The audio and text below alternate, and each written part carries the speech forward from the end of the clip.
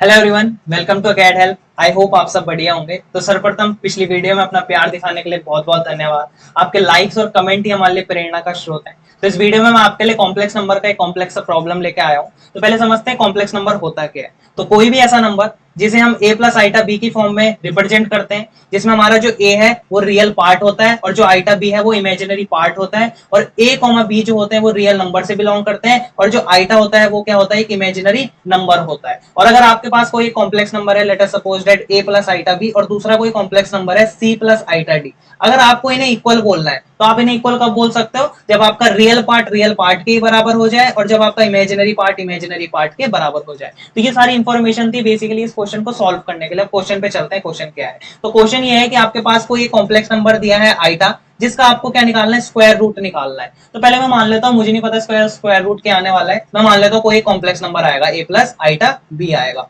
अब मैं क्या करूंगा, दोनों तरफ स्क्वायरिंग करूंगा।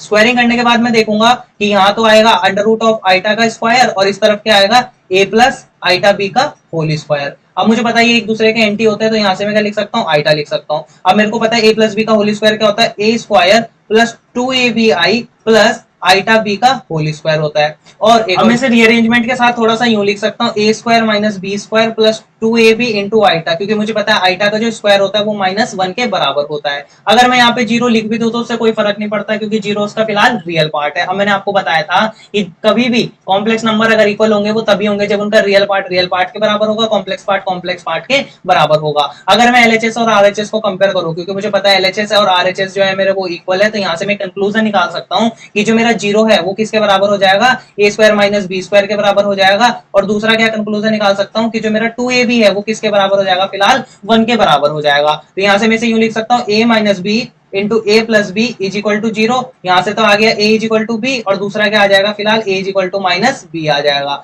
तो अब मैं दो केस ले लूंगा यहाँ पे फिलहाल। अब दो केस कौन से हो जाएंगे, for a is equal to मेरा क्या b, और दूसरा क्या हो जाएगा, for a is equal to minus B. जब a का वैल्यू b के बराबर होगा तो क्या मैं a को b लिख सकता हूँ फिलहाल। तो मैं क्या लिख दूंगा, 2 times B square is equal to 1। यहाँ से क्या आ जाएगा, b is equal to B square equal to 1/2। b का वैल्यू यहाँ से कितना आ गया, प्लस माइनस 1/√2 आ गया।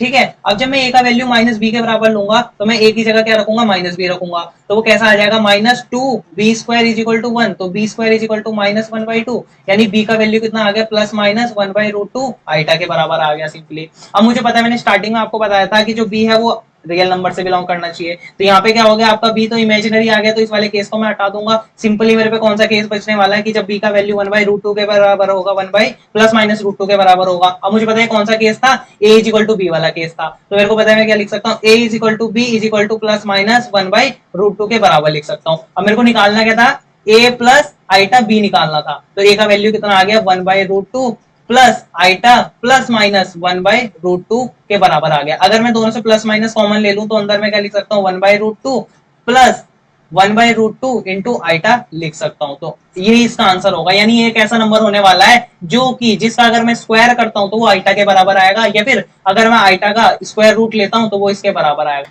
आई होप आपको मजा आया होगा यहाँ तक। अगर आप वीडियो के एंड तक बने तो प्लीज चैनल को सब्सक्राइब करिए और वीडियो को लाइक करिए, और प्लीज नेक्स्ट वीडियो का इंतजार करिए। Thank you.